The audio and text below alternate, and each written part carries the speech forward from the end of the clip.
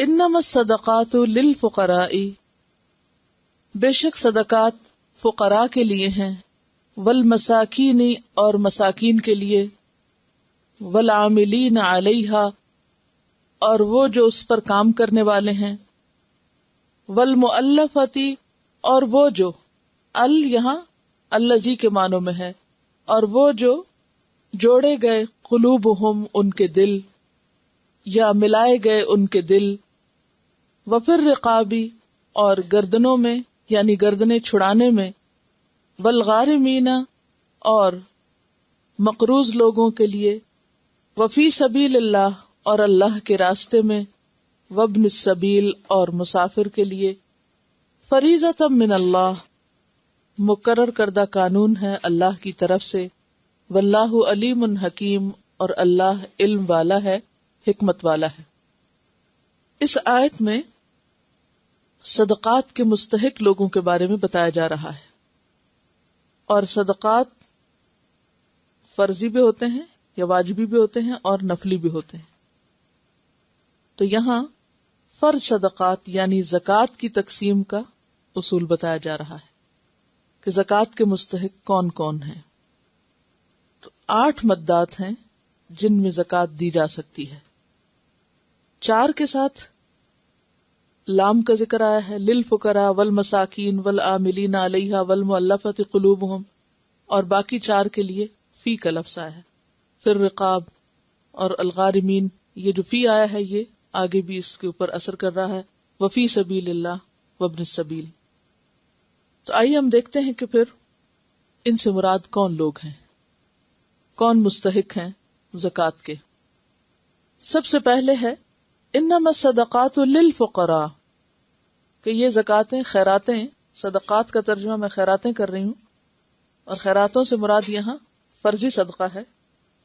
انما الصدقات للفقراء، صدقات فقراء کے لیے ہیں۔ فقراء کا لفظ جمع ہے فقیر کی، اور فقیر کا لفظ فقر سے نکلا ہے۔ فقر کہتے ہیں تنگ دستی کو، ناداری، مفلسی، محتاج ہونا۔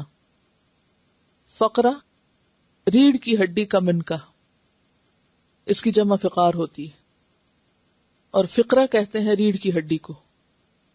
اردو میں بھی لفظ استعمال ہوتا ہے فقرہ، جملے کے معنی میں، سینٹنس کے لیے۔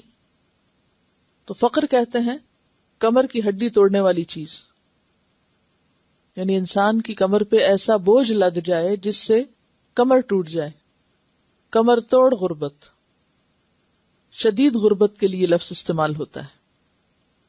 تو انما الصدقات للفقراء، صدقات فقراء کے لیے ہیں، اور فقیر غنی کا اپوزٹ ہے۔ غنی کس کو کہتے ہیں؟ مالدار کو، یعنی زکوٰۃ مالدار کو نہیں دی جائے گی بلکہ فقیر کو دی جائے گی۔ اور فقیر کون؟ جو غنی نہ ہو اور جو شدید غربت کا شکار ہو، جو اپنی ضروریات پورا کرنے کے لیے نہ مال رکھتا ہو اور نہ ہی اس کے پاس کوئی کام ہو، نہ مال ہو اور نہ کام ہو کہ مال کما سکے۔ ابو داؤد کی ایک حدیث سے پتہ چلتا ہے کہ وہ شخص جس کے پاس 50 درہم یا اس کے برابر سونا ہو وہ غنی ہے۔ جس کے پاس 50 درہم یا اس کے برابر سونا ہو تو ایسا شخص فقیر نہیں، غنی ہے، وہ مالدار ہے۔ فقیر کون ہے؟ جس کے پاس کچھ نہ ہو، جو اپنی ضروریات پوری نہ کر سکتا ہو۔ تو انما الصدقات للفقراء، زکوٰۃ میں سب سے پہلا حق انتہائی غریب لوگوں کا ہے، ضرورت مندوں کا ہے۔ اتنے غریب کہ غربت اور اپنی ذمہ داریوں کے بوجھ سے ان کی کمر ٹوٹ جائے۔ والمساکین، اور مسکینوں کا ہے۔ مساکین مسکین کی جمع ہے، اور مسکین کا لفظ مسکنت سے ہے، سین کاف نون اس کا روٹ ہے۔ مسکنت کہتے ہیں عاجزی کو، درماندگی کو، بیچارگی، ذلت۔ سورۃ البلد میں آتا ہے مسکینا ذا متربہ، خاک آلود مسکین۔ مسکین بھی اگرچہ غریب ہوتا ہے، فقیر ہوتا ہے، لیکن اس کے پاس کچھ نہ کچھ ہوتا ہے، لیکن وہ اس کی ضروریات پوری نہیں کرتا. جیسے سورۃ الکہف آیت 79 میں آتا ہے، اما السفینۃ فکانت لمساکین، کہ وہ کشتی مسکینوں کی تھی. یعنی کشتی کے مالک تھے، لیکن اس کے مالک ہونے کے باوجود اس سے اتنی آمدنی نہیں تھی کہ جس سے وہ اپنی ضروریات پوری کر سکیں. تو ضرورت مند لوگ، اور ایسے ضرورت مند جو اپنی بنیادی ضروریات پوری کرنے کے لیے کسی دوسرے کی مدد کے محتاج ہوں. یعنی کام ہے، فقیر کے پاس تو کام ہی کوئی نہیں، نو جاب. لیکن یہاں کام ہے، لیکن ایسا کام نہیں کہ جو ضروریات پوری کر سکے. نبی صلی اللہ علیہ وسلم نے فرمایا، مسکین وہ گھومنے پھرنے والا نہیں جو ایک ایک یا دو دو لقمے یا کھجور کے لیے گھر گھر پھرتا ہے، بلکہ مسکین وہ ہے جس کے پاس اتنا مال بھی نہ ہو جو اسے بے نیاز کر دے کہ وہ اپنی ضروریات خود پوری کر سکے. یعنی مسکین کے پاس ہے مگر اتنا نہیں کہ جس سے وہ اپنی ضروریات پوری کر سکے، اور نہ وہ ایسی مسکنت اپنے اوپر طاری رکھے کہ لوگ غریب اور مستحق سمجھ کر اس پہ صدقہ کریں، اور نہ خود لوگوں کے سامنے دستے سوال دراز کرے. یعنی ضرورت مند ہے، ضروریات پوری نہیں ہوتی، غربت ہے، فقر ہے، بھوک ہے، لیکن کسی کے آگے ہاتھ نہیں پھیلاتا، مانگتا بھی نہیں، جسے سفید پوش کہا جاتا ہے. چہرے سے پہچانا جاتا ہے، حال حلیے سے، لباس سے، شکل سے، انداز سے پتہ چل جاتا ہے کہ یہ ضرورت مند ہے، لیکن اپنے آپ کو سنبھال نہیں سکتا. تو فقیر کے بعد صدقات کس کے لیے؟ مسکین کے لیے.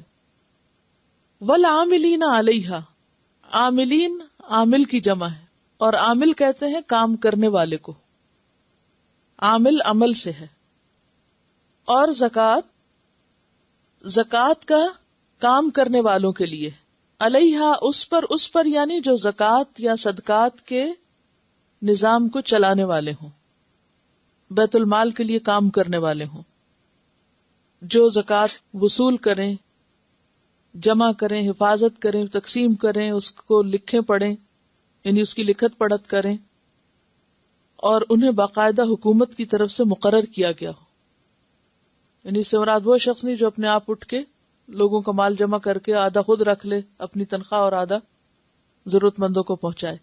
یعنی ایسے عاملین کہ جن کو حکومت نے مقرر کیا ہو، جو بیت المال کے باقاعدہ ملازم ہوں. ایسے لوگ خواہ وہ فقیر اور مسکین کی کیٹیگری میں نہ بھی ہوں، لیکن اگر ان کو محکمہ زکوٰۃ میں یا بیت المال میں جاب دی گئی ہے تو ان کی جاب کے لیے زکوٰۃ کا مال بطور تنخواہ ان کو دیا جا سکتا ہے. وہ زکوٰۃ لینے کے نہیں بلکہ اپنے کام کے معاوضے کے مستحق ہیں. نبی صلی اللہ علیہ وسلم نے فرمایا، صدقہ کسی غنی یعنی مالدار کے لیے حلال نہیں. اور غنی کی تعریف ابھی میں نے پیچھے حدیث کی روشنی میں کی، سوائے 5 لوگوں کے. نمبر 1 وہ شخص جو جہاد کے لیے نکلا اور وہاں اس کے پاس بقدر ضرورت مال نہیں اگرچہ گھر میں مالدار ہو. یعنی جنگ کے لیے نکلا یا جہاد کے لیے نکلا اور اس کے پاس اسلحہ نہیں، یا اس کے پاس اس جہاد کے لیے سامان ضرورت نہیں، تو اس کو زکوٰۃ دی جا سکتی ہے. یعنی خواہ وہ شخص گھر میں اس کے پاس ضرورت کا سب سامان ہے لیکن اس کام کے لیے سامان نہیں. دوسرے، عامل جو صدقہ وصول کرنے کی خدمت انجام دیتا ہو. ایسا شخص امیر بھی ہو سکتا ہے لیکن اس کام کا معاوضہ بھی لے سکتا ہے جس پر وہ مقرر ہے. تیسرے، وہ شخص کہ اگرچہ اس کے پاس مال ہے مگر وہ موجودہ مال سے زیادہ کا مقروض ہے. یعنی مال ہے لیکن قرضہ ہے اس پر، کہ جتنا اس کا مال اگر وہ سارا دے بھی دے تو اس کا قرضہ نہ اترے. چوتھے، وہ شخص جو صدقہ کا مال کسی غریب مسکین سے پیسے دے کے خرید لے. مثلا کسی کو اگر صدقے میں کوئی کپڑا ملا تو وہ شخص کیا کرے، اس صدقے کو اپنے مال سے خرید لے تو وہ خریدا ہوا صدقہ اس کے لیے حلال ہو جائے گا۔ پانچویں، وہ شخص جس کو کسی غریب فقیر نے صدقے کا حاصل کردہ مال بطور ہدیے کے پیش کیا، یعنی کسی فقیر نے زکوٰۃ لی، مثلاً اس کے پاس کھانا تھا، اب وہ اس کی ملکیت ہے، خود بھی کھا رہا ہے، اور اگر کوئی امیر شخص، کوئی رشتہ دار یا کوئی دوست پاس آ کے بیٹھ گیا تو وہ بھی اس کھانے میں سے کھا سکتا ہے۔ اب وہ زکوٰۃ یا صدقہ جو تھا وہ اس کو لگ گیا، اب وہ زکوٰۃ نہیں رہی بلکہ اس کا مال ہو گیا۔ کس کا؟ اس فقیر کا۔ اب فقیر خود کھائے یا اوروں کو دے سکتا ہے، تو ایسا مال بھی امیر شخص کھا سکتا ہے اگر وہ اس فقیر کی مرضی یا اس کی دعوت پر ہو۔ تو والعاملین علیہا سے مراد کون ہے؟ وہ لوگ جو زکوٰۃ کے مال پر مقرر ہوں۔ اس میں ایک اور حدیث بھی آتی ہے، حضرت عبداللہ بن السعدی کہتے ہیں کہ دور فاروقی میں حضرت عمر رضی اللہ تعالیٰ عنہ کے پاس آیا، انہوں نے مجھے کہا کہ مجھے معلوم ہوا ہے کہ تم لوگوں کے کام کرتے ہو، یعنی لوگوں کے اندر زکوٰۃ وغیرہ تقسیم کرتے ہو، اور تمہیں جب اس کی اجرت دی جائے تو تم پسند نہیں کرتے، یعنی اس پہ معاوضہ نہیں لیتے۔ میں نے کہا ہاں۔ انہوں نے پوچھا پھر اس سے تمہارا کیا مطلب ہے؟ یعنی تم مثلا زکوٰۃ اکٹھی کرتے ہو، تقسیم کرتے ہو، دیتے ہو، سب کام کرتے ہو، اجرت نہیں لیتے، کیا وجہ ہے؟ میں نے جواب دیا کہ میرے پاس گھوڑے ہیں، غلام ہیں، مال ہے، میں چاہتا ہوں کہ اپنی اجرت مسلمانوں پہ صدقہ کر دوں، یعنی اس کے اوپر اجرت نہ لوں۔ حضرت عمر نے فرمایا ایسا نہ کرو، کیونکہ میں نے بھی یہی ارادہ کیا تھا جو تم نے کیا ہے۔ تو رسول اللہ صلی اللہ علیہ وسلم مجھے کچھ دیتے تو میں کہتا کہ فلاں کو دے دیں، یعنی مجھے نہیں دیں، کسی اور کو دے دیں جو مجھ سے زیادہ محتاج ہے۔ تو آپ نے فرمایا یہ لے لو، اس سے مالدار بنو، پھر صدقہ کرو، یعنی اپنا معاوضہ لے لو، پھر جہاں چاہو آگے صدقہ کرو۔ اگر تمہارے پاس مال اس طرح آئے کہ تم اس کے حریص نہ ہو، کوئی لالچ نہیں تمہیں، اور نہ ہی اس کا سوال کرنے والے ہو کہ کسی سے مانگ بھی نہیں رہے، تو لے لیا کرو، اگر نہ ملے تو اس کی فکر نہ کیا کرو۔ یعنی اگر کسی کے پاس کوئی مال ایسا آیا ہے جس کی نہ اسے انتظار تھی، نہ حرص تھی، نہ لالچ تھی، نہ کوئی شوق تھا، نہ اس نے کسی سے مانگا، کسی نے اپنے خوشی سے دیا، تو ایسے مال کا انکار نہیں کرنا چاہیے۔ تو نبی صلی اللہ علیہ وسلم کے پاس جب مال آتا، آپ مختلف لوگوں میں تقسیم کرتے، تو جب حضرت عمر کو دیتے تو وہ کیا کہتے؟ کسی اور کو دے دیں جو مجھ سے زیادہ ضرورت مند ہے، آپ خود ہی دے دیں۔ تو آپ کیا فرماتے؟ نہیں، تم لے لو، مالدار بنو اس سے، انہیں لے کے اپنے پاس رکھو اور پھر تم خود دو، اپنے ہاتھ سے دو، کیونکہ اس میں ان کے ہاتھ سے جب جائے گا تو ان کو بھی اجر ملے گا۔ اسی طرح خیبر کی زمین جب آپ نے دینا چاہی تو آپ نے کیا کہا؟ اصل اپنے نام رکھو اور اس کا پھل جو ہے وہ صدقہ کر دو۔ تو اس سے کیا پتہ چلتا ہے کہ زکوٰۃ کا عامل جسے باقاعدہ کسی ادارے میں ہائر کیا گیا ہو یا حکومت کی طرف سے اس کو مقرر کیا گیا ہو، اس کی ڈکلیئرڈ تنخواہ ہو، آمدنی ہو، اور وہ چھپ کے خود اپنی مرضی سے نہ نکالے، تو ایسی آمدنی یا تنخواہ جو ہے وہ اس کے لیے حلال ہے، جائز ہے، خواہ اس کا کوئی اپنا اور بزنس بھی ہو یا کوئی اور کام بھی ہو، وہ لے کے بھلا خود رکھے تو یا پورا صدقہ کر دے، وہ پھر اس کی اپنی مرضی ہے، لیکن اس پر وہ لے سکتا ہے۔ اب بات یہ ہے کہ یہاں ایک سوال پیدا ہوتا ہے، اور وہ سوال یہ ہے کہ زکوٰۃ کو جمع کرنا، زکوٰۃ تو ایک عبادت ہے، فرض عبادت، اب فرض عبادت میں کسی کی مدد کرنا، اس کی ادائیگی میں، اس کو لینا، اسے جمع کرنا، حفاظت کرنا، پھر آگے دینا، بانٹنا، یہ ساری چیزیں کیا ہیں؟ محنت طلب کام ہے، اور ایک عبادت کا کام بھی ہے، اور ایک نیکی کا کام بھی ہے۔ آپ کو پتہ ہے کہ کتنی بڑی نیکی ہے یہ، فی سبیل اللہ مال جمع کر کے پھر اس کو اللہ کے راستے میں خرچ کرنا۔ ایسے ہی جیسے اگر کوئی انسان صحیح طور پر جمع کرتا ہے اور صحیح حقدار کو لوٹاتا ہے تو اس کو اتنا اجر ملتا ہے گویا اس نے اپنی جیب سے خرچ کیا ہو، اگرچہ وہ صرف بیت المال کا کام کر رہا ہے اور اس میں تنخواہ بھی لے رہا ہے، لیکن یہ کام اتنا نوبل کام ہے کہ اس کے ایک ایک درہم یا ایک ایک روپے پر وہ جو بھی کسی بھی جگہ پہ دے رہا ہے یا چیک سائن کر رہا ہے یا کچھ بھی کر رہا ہے، تو اس کو اتنا اجر اس طریقے پہ مل رہا ہے گویا وہ اپنی جیب سے دوسروں کو دے رہا ہے. لیکن یہ ہے کہ شرط اس میں یہ کہ حق کے ساتھ اور انصاف کے ساتھ اور صحیح جگہ پہ وہ خرچ کرنے والا صحیح طریقے سے جمع کرے اور صحیح طریقے سے تقسیم کرے. لیکن اس کام پر وہ اجرت بھی لے سکتا ہے. اب سوال یہ پیدا ہوتا ہے کہ یہ اتنا نوبل کاز ہے، اتنا اچھا کام ہے، تو اس پر تنخواہ حلال کیوں ہے یا تنخواہ جائز کیوں قرار دی گئی؟ اگرچہ یہ تو ایک عبادت ہے، یہ تو ایک فریضہ ہے، تو فریضہ ادا کرنے پر تنخواہ کیوں لی جائے؟ کیا حکمت ہے؟ ایک تو گہری حکمت اس میں یہ ہے کہ جس شخص کے پاس ہر وقت مال ہو، آ رہا ہے، جا رہا ہے، دے رہا ہے، شیطان اس کے دل میں کیا خیال ڈالے گا؟ سارے لے جا رہے ہیں، تمہیں کچھ نہیں مل رہا، تم صرف کام ہی کرنے کے لیے رہ گئے ہو. آس پاس دیکھنے والے بھی تانے مینے دیں گے کہ تم صرف خدمت گزارو، تمہیں کیا مل رہا ہے اس سے، چھوڑو اس کام کو. ایک تو اس چیز کا سدباب کیا گیا. دوسرا یہ ہے کہ ہو سکتا ہے کہ وہ اس کے پاس جو اپنا بزنس ہے اس کو اب دیکھنے کا اتنا ٹائم نہ ہو، اس کو وہاں سے کچھ کمی ہو، لیکن یہاں اصل سوال یہ ہے کہ وہ مالدار ہے پھر بھی لے سکتا ہے. اب دو باتیں، زکوٰۃ مالدار کو نہیں دی جا سکتی، لیکن یہاں مالدار لے رہا ہے، ٹھیک ہے نا؟ اچھا، دوسری بات یہ ہے کہ وہ ایک فریضہ ادا کرنے پر مال لے رہا ہے، جبکہ فرض ادا کرنے پر اور عبادت پر مال وصول کرنا درست نہیں. کیوں؟ ایکچولی اگر آپ کو یہ مسئلہ سمجھ آ جائے تو بہت سے ابہام آپ کے کلیئر ہو جائیں گے. ٹائم لگا رہا ہے بھئی، عبادت میں تو ٹائم لگتا ہی ہے. کیا احسان ہے؟ عبادت کر رہا ہے، وہ نیکی کا کام کر رہا ہے، دوسروں کو فیسیلیٹیٹ کر رہا ہے، یہ اس کی ذاتی عبادت نہیں، ٹھیک ہے. اور دیکھیے فرائض دو طرح کے ہوتے ہیں، ایک فرض عین اور ایک فرض کفایہ، ایک ذاتی فریضہ اور ایک اجتماعی فریضہ، ٹھیک ہے. دو طرح کے فرائض ہوتے ہیں.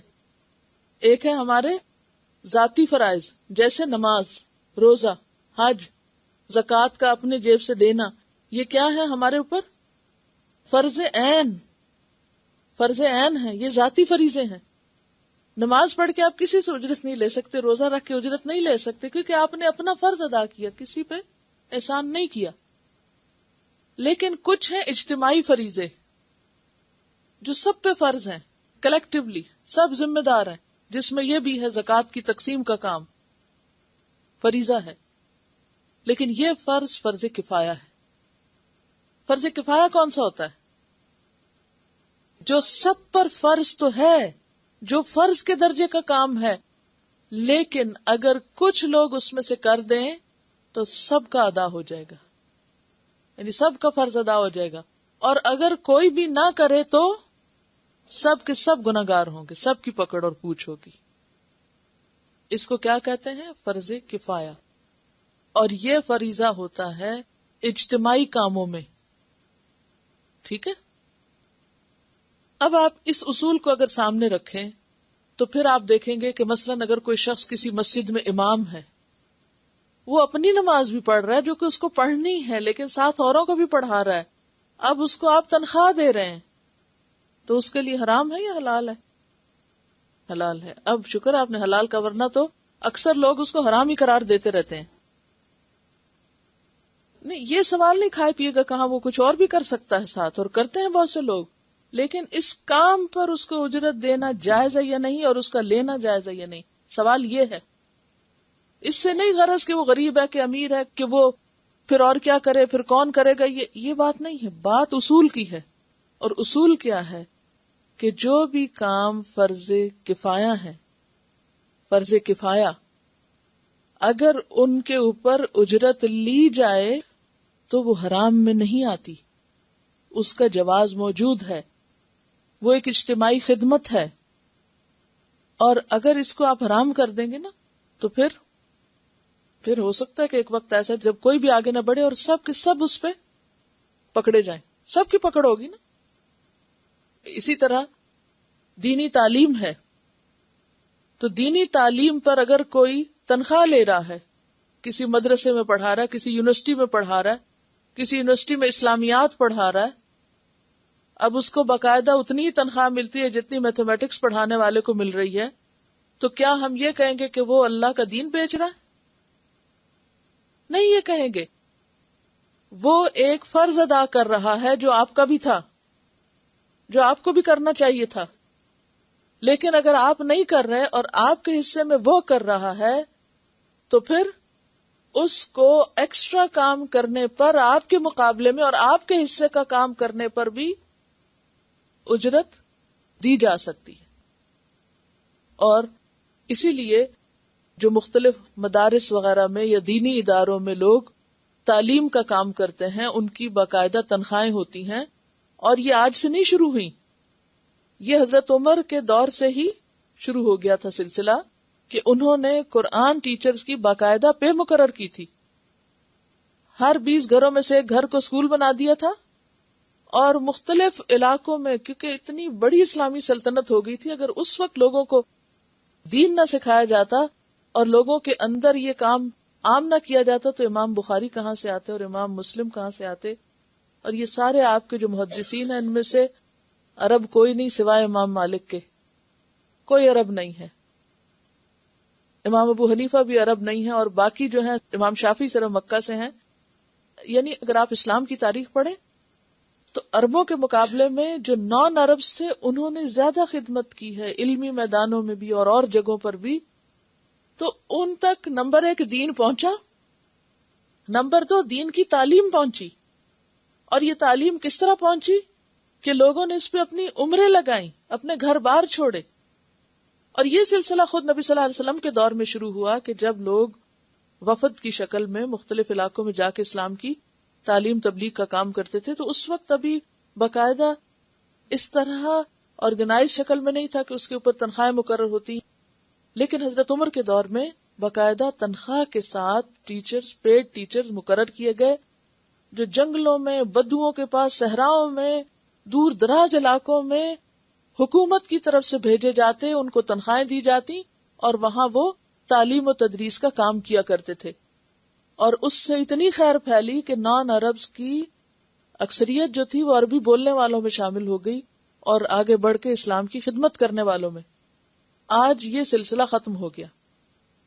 آپ کو معلوم ہے کہ ہندوستان کے اندر بھی انگریزوں کے آنے سے پہلے تقریباً 5000 صرف دہلی میں قرآنی مدارس تھے، یہ چھوٹے چھوٹے باقاعدہ اسٹیبلشڈ، جن کو آپ کہہ سکتے ہیں مکتب، جس کو کہتے ہیں مکتب، یعنی چھوٹے چھوٹے. اور ان سب کی تنخواہیں جاتی تھی حکومت کی طرف سے. حکومت ان کو وظیفہ دیتی تھی جو بھی اس کے معلم ہوتے تھے. اب کیا ہوا کہ جب وہاں پر وہ ختم ہوئی ان کی سلطنت مسلمانوں کی، تو دوسری حکومت نے آ کے سب کی تنخواہیں ختم کر دی. نظام پورا کٹ گیا، نیٹ ورک ختم ہو گیا. اس موقع پر پھر خواتین نے گھروں میں اور جس کو جو دل میں آیا، پھر ایک افراتفری کی حالت میں جس کو موقع ملا، جس نے والنٹریلی کام کیا، نہیں کیا، وہاں سے جہالت شروع ہوئی مسلمانوں کی. اور آج آپ دیکھیں ہندوستان اور پاکستان میں، جہاں ایک طرح سے آپ کہہ سکتے کہ 100% قرآنک لٹریسی تھی، اب شاید 50% بھی نہیں ملے گی آپ کو، کیونکہ کوئی اسٹیبلشڈ سسٹم نہیں ہے کہ جس میں استادوں کو تنخواہ دے کے مقرر کیا جائے. کیونکہ جو رضاکارانہ کام ہوتا ہے نا، والنٹری ورک، وہ کیا ہوتا ہے؟ مرضی کا. جب کسی کا دل چاہا آ گئے، جب دل چاہا گھر بیٹھے رہے، احسان کیا. جب دل چاہا خوب کام کر لیا، جب دل چاہا فرض بھی پورا نہ کیا. تو کسی بھی کمپنی کو چلانے کے لیے اگر باقاعدہ لوگوں کی صحیح طور پر تنخواہیں مقرر کی جائیں تو لوگ بھی یکسوئی کے ساتھ اور دل جمی کے ساتھ کام کرتے ہیں. ہاں، اس میں اگر کوئی فی سبیل اللہ اگر اپنی خدمات دینا چاہے تو اس کا انکار نہیں کیا جاتا، اور ضروری بھی نہیں کہ ہر شخص لازمی تنخواہ ہی لے. اگر کوئی اللہ کے ساتھ سودا کیے ہوئے ہے اور کوئی باقاعدہ تنخواہ نہیں لے رہا تو یہ بھی بہت اجر کی بات ہے. اب یہ وہ حکم ہے کہ اگر کوئی سفر میں روزہ رکھے تو بھی اس کی چوائس ہے، اور اگر نہ رکھے تو بھی لازم نہیں ہے روزہ چھوڑنا سفر میں، اور اسی طرح رکھنا بھی لازم نہیں ہے. اور اب کیا ہوگا، جس نے روزہ رکھا وہ نہ رکھنے والے کو کیا کہے گا؟ تو نے بڑا غلط کیا، روزہ نہیں رکھا. اور جس نے رکھا ہے وہ اس کو وہ کہے گا نہیں تو نے بڑا غلط کیا رکھ کے. کوئی کسی کو کچھ نہیں کہے گا. کیوں؟ چوائس ہے آپ کے پاس. تو آپ اگر فی سبیل اللہ دین کا کام کر رہے ہیں تو کسی فخر اور غرور میں مبتلا نہ ہو کہ ہم بہت اچھے ہیں، اور اگر کسی کو اس پر کوئی تنخواہ مل رہی ہے یا دی جا رہی ہے تو کبھی گلٹی کانشیس نہ ہو اور وہ شرمندہ نہ ہو کہ شاید وہ کوئی جرم کر رہا ہے اور لوگ اس کو لیٹ ڈاؤن نہ کریں، تاکہ باعزت طریقے سے یہ کام ہو. تو یہاں پر آپ دیکھیں کہ زکوٰۃ کا اکٹھا کرنا اور بیت المال کو سنبھالنا یہ فریضہ ہے، دینی فریضہ ہے، اور اس فریضے پر تنخواہ مقرر کی گئی ہے. اور وہ تنخواہ کس میں سے ہوگی؟ زکوٰۃ کے مال میں سے، اسی مال کے اندر سے ڈکلیئرڈ ہوگی. یعنی اس کا اطلاق ہرگز ان لوگوں پر نہیں آتا جو پرسنلی اپنے آپ سے ہی برادری سے ادھر ادھر سے زکوٰۃ اکٹھی کرنے لگتے ہیں یا کسی بھی وجہ سے، اور پھر اس کے بعد وہ کہیں کہ وہ قرآن میں لکھا ہوا ہے کہ جو اکٹھی کرے وہ بھی اپنے بھی لیے نکال سکتا ہے، تو میں خود ہی اتنی 20% میں اپنا رکھ لوں. تو یہ اس کی نہیں اجازت. یہ یعنی کہ باقاعدہ طور پر ایک منظم معروف انداز سے مقرر کردہ تنخواہ اس کو دی جا سکتی ہے. اپنی مرضی سے بیچ میں سے کچھ کر لینا جو ہے وہ کیا کہلائے گا؟ خیانت، چوری، غصب. اس کی اجازت نہیں. پھر ہے والمؤلفۃ قلوبہم، اور وہ جو ال یہاں الذی کے معنوں میں ہے، اگر ترجمہ درست کریں گے تو آپ کو معنی بھی جلدی سمجھ آ جائے گا. اور مؤلفہ کیا ہے؟ مؤلف سے ہے. مؤلف الفت سے، الفت الف لام فے سے. الف لام فے کا معنی کیا ہوتا ہے؟ ملانا، اکٹھا کرنا. تو الفت کیا ہوتا ہے؟ محبت کیا ہوتا ہے؟ دلوں کا ملنا باہم. تو مؤلفہ کا مطلب ہے الفت دلائے گئے یا جوڑے گئے، ملائے گئے، نرم کیے گئے. قلوبہم جن کے دل، جن کے دل الفت دلائے گئے. کیا مطلب؟ وہ لوگ کہ ان کے دل الفت دلائے گئے، یعنی ان کے دلوں میں اسلام کی محبت ڈالی گئی، دین کی طرف لوگوں کو راغب کرنے کے لیے، دین کی محبت دلانے کے لیے زکوٰۃ کا مال غیر مسلموں کو بھی دیا جا سکتا ہے. یہ مطلب ہے اس کا. اس کے کئی قسمیں ہیں، آگے میں اور بھی وضاحت کروں گی، لیکن عام اصول یہ ہے کہ زکوٰۃ مسلمانوں سے ہی لی جائے گی اور تقسیم بھی مسلمانوں پر ہوگی. ٹھیک ہے، مسلمانوں سے لی جائے گی اور مسلمانوں کو دی جائے گی. جیسے حدیث بخاری میں آتا ہے تؤخذ من اغنیائہم وترد الی فقرائہم، کہ ان کے اغنیاء سے لی جائے گی اور ان کے فقراء کو دی جائے گی. لیکن مؤلفۃ القلوب میں کیا ہوتا ہے کہ اگر کوئی شخص، آپ اس کو اسلام کی دعوت دے رہے ہیں اور آپ دیکھتے ہیں کہ اگر اس کے اوپر کچھ مال خرچ کر دیا جائے یا اس کی کچھ ضروریات پوری کر دی جائیں تو اس کا دل اسلام کے لیے نرم ہو جائے گا، تو ایسے شخص کو اسلام کی طرف لانے کے لیے زکوٰۃ کا مال دیا جا سکتا ہے. یعنی ایسے شخص پہ تو نہیں دیا جائے گا کہ جس کے اندر اسلام کے لیے کوئی نرم گوشہ نہیں، لیکن الفت دلانے کے لیے، راغب کرنے کے لیے دیا جا سکتا ہے. دوسرا یہ کہ نیو مسلمز کے لیے، کہ نئے نئے مسلمان ہوئے، ابھی پکے نہیں ہوئے، مشکلات میں گھرے ہوئے، ان کے پرابلمز ہیں، اگر آپ نے سالو نہیں کیے تو وہ اپنی ضروریات کے لیے کسی اور کی طرف چلے جائیں گے اور وہ ان کو واپس اپنے دین میں لے جائیں گے. تو ایسے لوگوں پہ بھی مال خرچ کیا جا سکتا ہے زکوٰۃ کا. پھر اسی طرح ایسا شخص جو اسلام کے خلاف بغض رکھتا ہو، عداوت رکھتا ہو، اور اس کی عداوت نقصان دہ ہو، تو اس عداوت کو دور کرنے کے لیے زکوٰۃ میں سے خرچ کیا جا سکتا ہے. پھر اسلامی سرحدوں کے علاقوں میں رہنے والے ایسے لوگ جو نان مسلمز ہوں، تو ان سے عموماً یہ اندیشہ ہو سکتا ہے کہ وہ دوسروں کے ساتھ مل کے مسلمانوں کے اوپر حملے کی راہیں نہ کھول دیں، تو ان کے اوپر مال خرچ کیا جائے تاکہ ان کے دل جڑے رہیں اور ان کے دل ملے رہیں مال کی وجہ سے. کس کے ساتھ؟ مسلمانوں کے ساتھ. اور پیچھے میں نے آپ کو وہ حدیث سنائی نا کہ آپ صلی اللہ علیہ وسلم کے پاس یمن سے سونا آیا تھا. کون سا سونا تھا؟ وہ را تھا، مٹی میں ملا ہوا تھا، صاف سونا نہیں تھا، نہیں پیور گولڈ نہیں تھا. کس نے بھیجا تھا؟ حضرت علی نے. ٹھیک ہے. اور آپ صلی اللہ علیہ وسلم نے اسے کس پہ تقسیم کر دیا؟ 4 بڑے بڑے سرداروں پر، حالانکہ ان کے پاس مال تھا. ان سرداروں پہ کیوں خرچ کیا؟ کیونکہ سردار جو ہیں وہ اپنی پوری قوم قبیلے کے ذمہ دار ہیں. اگر وہ مسلمان ہو گئے یا اسلام میں پکے ہو گئے تو کیا ہوگا؟ باقی سب کے لیے بھی راستہ کھل جائے گا. یہ حکمت تھی کہ آپ نے یہ مال ان کو دے دیا. اس پہ بعض لوگوں کو اعتراض بھی ہوا، لیکن پھر آپ نے اس کو دور کر دیا، اس کا جواب دے دیا.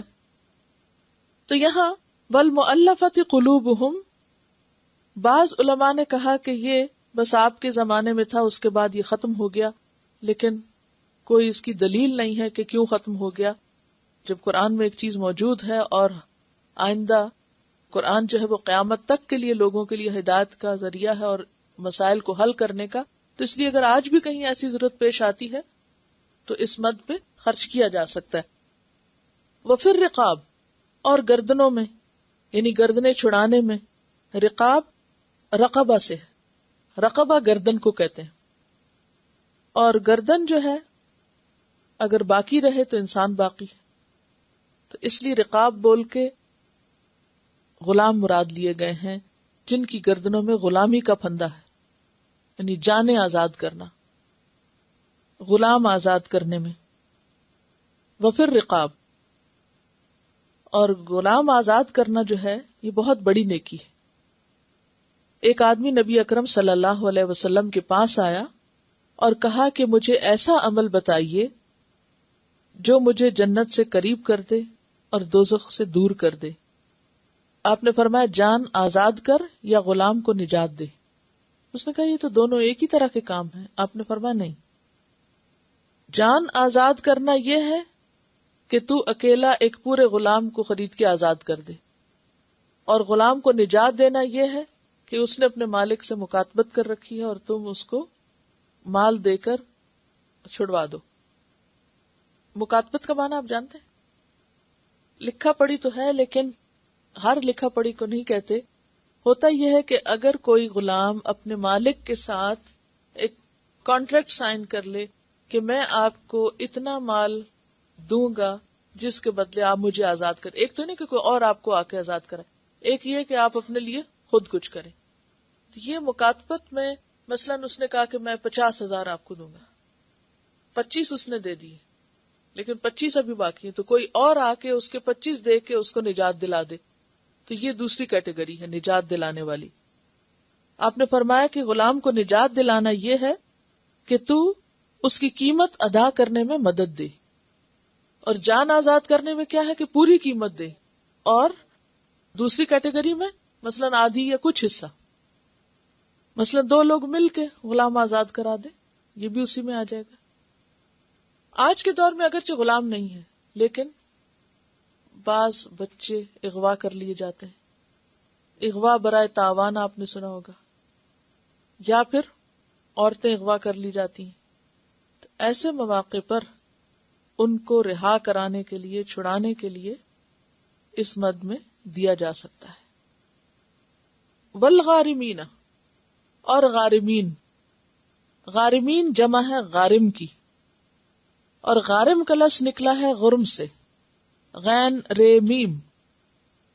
غرم کہتے ہیں قرض کو، تاوان کو، ہر وہ چیز جس کا ادا کرنا لازم ہو، ہر وہ چیز جس کا ادا کرنا لازم ہو. تو غارم کون ہوا؟ مقروض، جس کے اوپر قرضہ ہے اور اس کو ادا کرنا لازم ہے، اور جس کو اپنے قرضے کی وجہ سے بہت پریشانی ہے.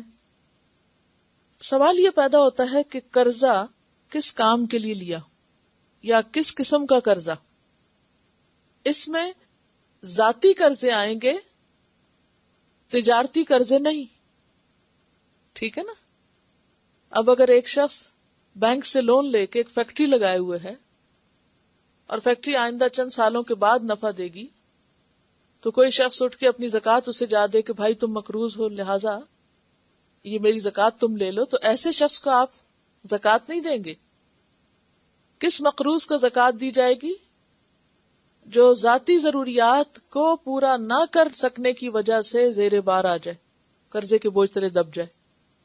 اور ذاتی ضروریات میں بھی جو اسراف میں نہ آتی ہوں، کیونکہ بعض لوگ اندھا دھن شادیوں کے لیے قرضہ لے لیتے ہیں اور پھر بہن بھائیوں کو یا اور رشتے داروں کو پریشان کرتے ہیں، کہتے ہیں ہم مقروض ہیں، یا بہن بھائی بھی کہتے ہیں چلو زکوٰۃ سے ان کی مدد کر دی جائے.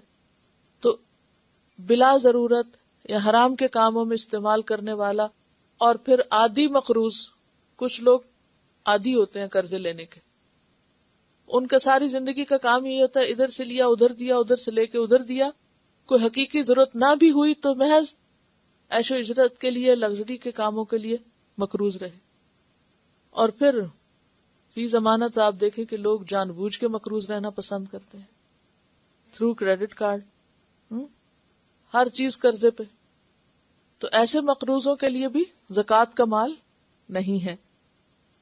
پھر اس میں ایک صورت اور بھی آتی نہیں، ذاتی قرضے ہوں، جائز کام کے لیے لیے ہوں، غربت کی وجہ سے لیے گئے ہوں، اور پھر تاوان اگر کسی پہ پڑ جائے. پہلے زمانے میں کیا ہوتا تھا کہ اگر کسی خاندان میں سے کوئی قتل کر دیتا تو باقی سب کو مل کے اس کی دیت دینے کے لیے تاوان دینا پڑتا، یا یہ کہ کسی کی جان بچانے کے لیے کسی کی ضمانت دی کسی نے، اور جس کی ضمانت دی وہ بھاگ گیا تو اس کی قیمت مقرر ہوئی 1,00,000. اب اس کی اپنی آمدنی 1,000 بھی نہیں، یہ کہاں سے دے گا؟ تو اس موقع پر اس کی مدد زکوٰۃ کے مال سے کی جا سکتی ہے. نہیں کہ اس کا اپنا کوئی قصور نہیں، صرف اس کا کیا ہے کہ اس نے ذمہ لیا، ایک ضمانت دی. ضمانت دینے کو سمجھتے ہیں؟ مثلا کوئی سفارش کرے اور یہ کہے کہ دیکھو میں اس کا ضامن ہوں، اگر تم اس کو دے دو میرے بہاف پہ، اگر اس نے تمہیں پیسہ نہیں دیا تو میں دوں گا. یا یہ کہ خون کی رقم، یعنی کہ دیت جو ہے یہ خون بہا کی رقم جو کسی قوم کے اوپر پڑ جائے. تو ایسے امور میں بھی جو تاوان ہے، یعنی غرام تاوان کو بھی کہتے ہیں نا، تو غارمین جو تاوان اٹھائے ہوئے ہوں ان کو بھی زکوٰۃ کے مال میں سے مدد دی جا سکتی ہے. وفی سبیل اللہ، اور فی سبیل اللہ. اب یہ فی سبیل اللہ کیا ہے؟ اللہ کے راستے میں. اس میں زیادہ تر علماء نے جو بات کہی ہے وہ قتال فی سبیل اللہ کا معنی کیا ہے. فی سبیل اللہ سے مراد اللہ کے راستے میں، یعنی اللہ کا راستہ کیا ہے؟ اللہ کا دین. اور پھر اللہ کے دین سے انہوں نے مراد کیا لی؟ جنگ، یعنی اللہ کی راہ میں لڑنا. اس کو انہوں نے فی سبیل اللہ کا معنی دیا. لیکن بات یہ ہے کہ فی سبیل اللہ میں احادیث کی روشنی سے ہی نیکی کے کچھ اور کام بھی آتے ہیں. مثلا حج کو بھی فی سبیل اللہ کہا گیا. ایک خاتون آپ صلی اللہ علیہ وسلم کے پاس آئی جب آپ حج سے لوٹے، تو آپ نے پوچھا کہ تم حج پر کیوں نہیں گئی؟ انہوں نے کہا کہ میرے ہسبینڈ کے پاس ایک اونٹ تھا اور انہوں نے وہ فی سبیل اللہ دے دیا تھا. آپ نے فرمایا تم اسی کے اوپر سوار ہو کے حج کر لیتی، کیونکہ حج بھی تو فی سبیل اللہ کام ہے. تو اس سے پتہ ہی چلتا ہے کہ اس کو صرف جنگ سے یا قتال سے خاص نہیں کیا جا سکتا، بلکہ فی سبیل اللہ میں وہ سارے کام آتے ہیں جو اللہ کے دین کی خدمت میں شمار ہو، جو اللہ کے دین کی خدمت شمار ہو. کیونکہ اگر جنگ کی شرط ہوتی تو یہاں نص سے واضح ہو جاتی بات. آپ دیکھیے کہ یہ جو پہلے ہیں نا، فقراء، مساکین، عاملین اور مؤلفۃ القلوب اور رقاب اور غارمین، یہ کیا ہے؟ یعنی انفرادی طور پر دیے جانے والے. اور پھر یہ جو لام ہے نا، للفقراء والمساکین، یہ لام تملیک کا لام ہے، یعنی ان کو ملکیت بنا دے ان کی، یا ان کو دے ڈالے. لیکن آگے آپ دیکھ رہے ہیں آخری 4 میں فی کا لفظ آ رہا ہے، لام کا لفظ نہیں کہ ان کو مالک بنائے. ٹھیک ہے، تو اس سے مراد پھر کیا ہوگی کہ ہر وہ کام جو اللہ کے راستے میں ہو، نیکی کا کام، اور نیکی کے کاموں میں جو اللہ کے دین کی خدمت کا کام ہو، وہ اس میں شامل ہو جاتا ہے. وہ کون سے کام ہیں؟ ان میں ایک تو حج ہے جو نص سے ثابت ہے. اس کے علاوہ طلب علم، ایک اور حدیث میں آتا ہے کہ جو شخص علم کے راستے میں نکلے وہ فی سبیل اللہ ہے جب تک کہ وہ واپس نہ لوٹے. تو طالب علم اگر ضرورت مند ہے تو اس پر بھی خرچ کیا جا سکتا ہے، خواہ وہ فقیر اور مسکین کی کیٹیگری میں نہ بھی آتا ہو. یعنی ویسے اس کے پاس ہے سب کچھ، کھانا پینا، گھر، پروٹیکشن ہے، مگر پڑھائی کے لیے سامان نہیں ہے. تو ایسی صورت میں اس کی پڑھائی کا خرچہ جو ہے وہ زکوٰۃ کے مال سے پورا کیا جا سکتا ہے.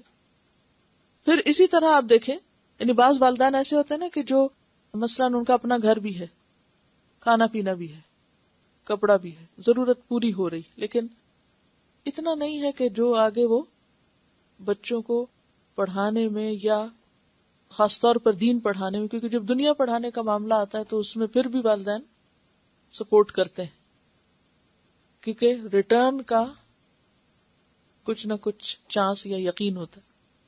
لیکن جب دین کی بات آتی ہے تو بہت سے لوگ وڈرا کر لیتے ہیں کہ دین پڑھ کے تمہیں کیا حاصل ہوگا، کیا ملے گا. تو ایسی صورت میں وہ ضروریات پھر زکوٰۃ کے مال سے دوسرے لوگ ان بچوں کی یا ان پڑھنے والوں کی پوری کر سکتے ہیں. صحیح بخاری میں آتا ہے، ابن حجر الاسقلانی نے لکھا ہے کہ بعض علماء نے یہ الفاظ جو ہیں اس کو ظاہر الفاظ پر محمول کیا ہے کہ زکوٰۃ کی رقم کو مصالح عامہ میں خرچ کرنا جائز ہے. ٹھیک ہے، کیا معنی، کیا سمجھ میں آئی؟ کہ فی سبیل اللہ کو انہوں نے ظاہری معنوں میں لیا ہے، اور ظاہری معنوں میں کیا ہے کہ عوامی مصلحتوں پہ خرچ کرنا. یعنی فی سبیل اللہ کا ظاہری معنی کیا ہے؟ اللہ کے راستے. تو اس کو اس نے جنرل لیا ہے، قتال میں نہیں لیا معنی، بلکہ ظاہری معنی لیا ہے. ٹھیک ہے، ٹیکسٹ میں جو لا رہا ہے. آئی سمجھ؟ اوکے. اور اس کے لیے انہوں نے کچھ احادیث سے بھی استدلال کیا، اور اس میں پھر ہر دینی کام شامل کیا ہے. قرآن پاک میں جہاد کا لفظ صرف قتال کے معنوں میں استعمال نہیں ہوا، بلکہ کوشش کے معنوں میں بھی آیا ہے. مثلا مکی دور کی ایک سورت ہے سورت الفرقان، اس میں قرآن کے پیغام کو عام کرنے کے کام کو جہاد کہا گیا ہے. وجاہدہم بہ جہادا کبیرا، کہ تم اس کے ساتھ جہاد کرو، بڑا جہاد. کس کے ساتھ؟ یعنی قرآن کے ساتھ. تو اب آپ دیکھیں کہ اگر مکہ جیسے حالات ہوں تو جہاد کا معنی کیا ہوگا؟ جہادن کبیرہ. اور اگر مدینہ والے حالات ہوں تو قتال معنی ہوگا یا نہیں؟ دیکھیے کہ نبی صلی اللہ علیہ وسلم کہ سارا کام جو ہے نا وہ دو بڑے حصوں میں تقسیم ہوتا ہے. ایک آپ کا وہ کام ہے جو آپ نے 13 سال مکہ میں کیا، اور وہ کام ہے دعوت کا، دعوت و جہاد. لیکن وہاں جہاد کیا جہاد تھا؟ وہاں کس چیز کی سٹرگل تھی؟ دین کا پیغام لوگوں تک پہنچانے کی. اور اس کے لیے قرآن پاک میں کیا کہا گیا؟ جاہدہم بہ جہادن کبیرہ. پھر آپ مدینہ تشریف لے آئے. اگرچہ مدینہ میں بھی دعوت و تبلیغ کا کام ہوا، خاص طور پر کب زیادہ کب ہوا؟ صلح حدیبیہ کے بعد، کیونکہ اس میں تھا نا 10 سال جنگ نہیں ہوگی. تو آپ نے اس کے بعد زیادہ کوششیں کیا شروع کر دی تھی؟ مختلف علاقوں میں وفود بھیجنے شروع کیے. لوگ آپ کے پاس آنے لگے کیونکہ رستے پرامن ہو گئے تھے، جنگ بندی ہو گئی تھی. تو لوگ آ کے آپ کے پاس اسلام قبول کرتے، اور آپ بھی لوگوں کے پاس مختلف قسم کے وفود بھیجتے. تو یہ سب کیا تھا؟ یہ بھی وہ جہاد تھا. اور اس کے علاوہ مدینہ میں کیا جہاد ہوا؟ بہت سے غزوات ہوئے، مدینہ کے اندر بھی اور مدینہ کے باہر بھی. لہذا کوئی وجہ نہیں بنتی کہ فی سبیل اللہ کو صرف قتال کے ساتھ خاص کیا جائے. اس میں اصول کیا ہوگا کہ اگر آپ کسی ایسی جگہ رہ رہے ہیں جہاں حالات مکہ والے ہیں، کوئی جنگ نہیں، کچھ نہیں، تو پھر وہاں کیا ہوگا؟ دعویٰ کا کام ہے تو پھر جہاد سے مراد دعویٰ اللہ ہے، اللہ کے راستے کی طرف بلانا، اور فی سبیل اللہ میں پھر دعویٰ ورک کے لیے زکوٰۃ کا استعمال کرنا. اور اگر مدینہ والے حالات ہیں اور جنگیں ہیں تو پھر ان کے لیے زکوٰۃ کا مال استعمال کرنا. آپ دیکھیے کہ پہلے مقابلہ عموماً لوگوں کا میدان جنگ میں ہوتا تھا، لیکن جو دنیا نے ترقی کی ہے اب مقابلہ صرف فزیکل وار کا نہیں بلکہ انٹلیکچوئل وار بھی ہے. ملکوں کے بگاڑ سے زیادہ ذہنوں کا بگاڑ عام ہو گیا ہے. مسلمان گھرانوں کے اندر بھی الحاد عام ہو گیا. الحاد کیا ہوتا ہے؟ سیدھے رستے سے ہٹ جانا. دین کی تعلیم سے لوگ دور ہو چکے ہیں، اپنا آپ اور اپنا مقصد زندگی بھولتے جا رہے ہیں. اور ان پر جو سب سے بڑا فریضہ ہے، جو فرض کفایہ ہے، کیا کہ دوسرے لوگوں کو بھی اسلام کی دعوت دو، اس کام کو کوئی اپنا کام سمجھتا ہی نہیں اور اس کے لیے کوئی منظم کوشش نہیں ہو رہی. ایسے حالات میں زکوٰۃ کا مال کس جنگ میں خرچ کریں گے آپ جا کے؟ دعویٰ کے، انٹلیکچوئل انویژن میں، ذہنی اصلاح میں، دینی تعلیم میں، تبلیغ کے کام میں، نان مسلمز تک اسلام کا پیغام پہنچانے کے لیے، ان کے دلوں کو نرم کرنے کے لیے. تو وہاں پر فی سبیل اللہ پھر کیا ہوگی؟ اللہ کے راستے سے مراد کیا ہوگا؟ اللہ کے دین کی خدمت. حدیث میں آتا ہے کہ قیامت تک میری امت میں ایسا گروہ ہوگا جو جہاد کرتا رہے گا. اس کی تشریح امام بخاری نے یہ کی ہے کہ وہم اہل العلم. یہ گروہ کون ہے؟ کس کا گروہ ہے؟ اہل علم کا گروہ ہے. یہ صحیح بخاری کی جو فتح الباری شرح ہے اس کی 13 والیوم کے 306 پیج پر، والیوم 13 306 پیج. تو علم کے ذریعے اسلام کی اشاعت کا کام کرنا، اسلام کا دفاع کرنا، لیظہرہ علی الدین کلہ، دلائل کے ذریعے باقی تمام ادیان پر اس کو غالب کرنا، قلم کے ذریعے، زبان کے ذریعے، یہ بھی اس دور کا جہاد ہے. اور یہ جو اختلاف ہو جاتا ہے علماء کے اندر، اس میں ایک بڑی خیر ہوتی ہے کہ دین کی ایک وسعت سامنے آتی ہے، کیونکہ یہ دین قیامت تک کے لیے، اب کسی نئے نبی کے تو آنا نہیں، دین مکمل ہے. اب ہمیں آخری زمانے تک سارے مسائل کا حل کہاں سے نکالنا ہے؟ اسی کتاب سے. اب اگر آپ کہیں کہ نہیں، اس سے مراد ہم صرف اسی ایک مخصوص معنی میں جنگ کا معنی ہی کریں گے جہاد کے لیے، جیسا کہ نبی صلی اللہ علیہ وسلم کے بعد زیادہ تر کام اسی طریقے سے ہوا، تو پھر کیا ہوگا کہ یہ آپ دین کو محدود کر دیں گے، یا پھر صرف اس طرح کے حالات میں ہی دین کا کام کہلائے گا، اس کے علاوہ دوسری جگہوں پر دین کا کام نہیں کہلائے گا. یا جہاں پر جنگ نہ ہو وہاں کیا کوئی جہاد ہی نہیں ہوگا؟ پھر آپ صلی اللہ علیہ وسلم نے یہ جو فرمایا کہ میری امت کا ایک گروہ قیامت تک یہ کرتا رہ گیا، تو اس سے مراد صرف واریئرز نہیں. امام بخاری نے کیا کہا؟ ہم اہل العلم، وہ اہل علم ہیں.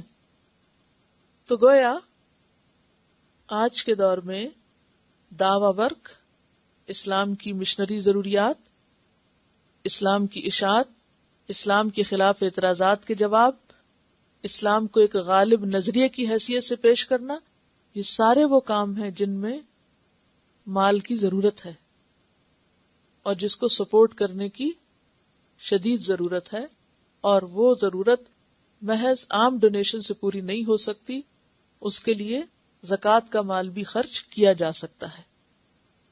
تو خلاصہ کیا ہے کہ خدا کے دین کو پھیلانے کے لیے اور دنیا میں اونچا کرنے کے لیے اور انسانیت کی بھلائی کے لیے، اللہ کا پیغام سارے انسانوں تک پہنچانے کے لیے جو بڑے پیمانے پر کوشش مقصود ہے، اس میں مال خرچ کرنا یہ فی سبیل اللہ میں آتا ہے.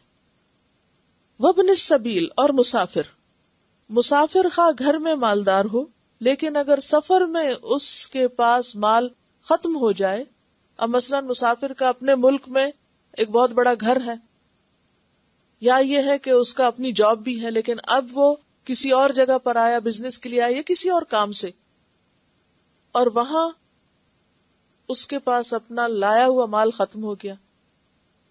ابھی واپس جب جائے گا تو اپنی جاب پر جائے گا یا اپنے بزنس چلائے گا یا اپنے گھر میں جا کے رہے گا، لیکن جب تک وہ سفر میں ہے تو ابن السبیل پر سفر کے دوران اس پر خرچ کرنا زکوٰۃ کے مال سے اس کا جواز یہاں سے نکلتا ہے. اور یہ 8 مدات ہیں زکوٰۃ کے مال کو خرچ کرنے کی، جن کے بارے میں ذہن کو اچھی طرح واضح ہونا چاہیے، کیونکہ فرض صدقہ غیر مستحق کو نہیں دیا جا سکتا، صرف مستحق کو آپ دے سکتے ہیں. اور مستحق کون کون ہے یا کیا کیا جگہ ہیں، ان کی تفصیل یہاں واضح کر دی گئی. اور اس معاملے میں یہاں تک احتیاط برتنے کی ضرورت ہے جو اس حدیث سے آپ کو معلوم ہوگی کہ ایک شخص نے آپ صلی اللہ علیہ وسلم کی خدمت میں آ کر سوال کیا کہ مجھے بھی کچھ دیا جائے. آپ نے اس کو جواب دیتے ہوئے فرمایا کہ صدقات کی تقسیم کو اللہ تعالیٰ نے کسی نبی یا غیر نبی کے حوالے نہیں کیا، بلکہ خود ہی اس کے 8 مصارف مقرر کر دیے. اگر تم ان 8 میں داخل ہو تو میں تمہیں دے سکتا ہوں، اور اگر تم نہیں ہو تو تم زکوٰۃ کے مستحق نہیں ہو.